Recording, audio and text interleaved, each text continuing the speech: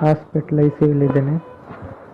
ಇವತ್ತು ಧರ್ಮಸ್ಥಳದಲ್ಲಿ ಸೌಜನ್ಯ ಅವ್ರ ಮನೆಗೆ ಹೋಗೋ ರೋಡಲ್ಲಿ ಬಿಗ್ ಬಾಸ್ ರಜತ್ ಅವ್ರು ಇಂಟ್ರ್ಯೂ ತಗೋಬೇಕಾದ್ರೆ ನಾನು, ಕುಡ್ಲ ರಂಪೇಜ್ ಅಜಯ್ ಅವರು ಮತ್ತು ಅವ್ರ ಕ್ಯಾಮ್ರಾಮ್ಯಾನು ಸಂಚಾರಿ ಸ್ಟುಡಿಯೋ ಸಂತೋಷ್ ಅವರೆಲ್ಲರೂ ಇದ್ದಾಗ ಧರ್ಮಸ್ಥಳದಿಂದ ಆಟೋದವ್ರು ಬಂದು ಒಂದು 50 ಜನ ನನ್ನ ಮೇಲೆ ಅಟ್ಯಾಕ್ ಮಾಡಿದರು.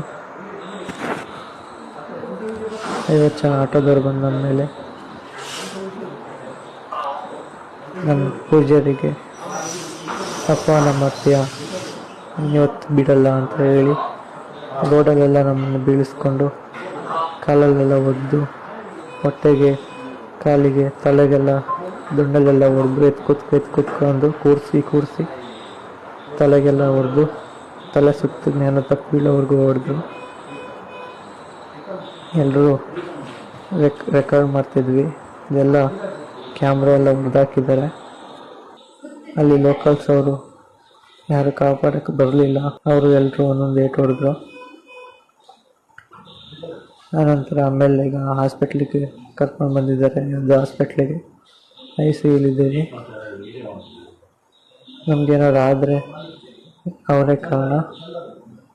ಅಲ್ಲಿ ಲೋಕಲ್ಸ್ ಅವರು ನಮ್ಗೆ ಯಾರ್ಯಾರು ಹೊಡೆದ್ರು ಅನ್ನೋದು ಎಲ್ರಿಗೂ ಗೊತ್ತು. ನಮ್ಮ ಕ್ಯಾಮ್ರಾದಲ್ಲಿ ರೆಕಾರ್ಡ್ ಆಗಿದೆ.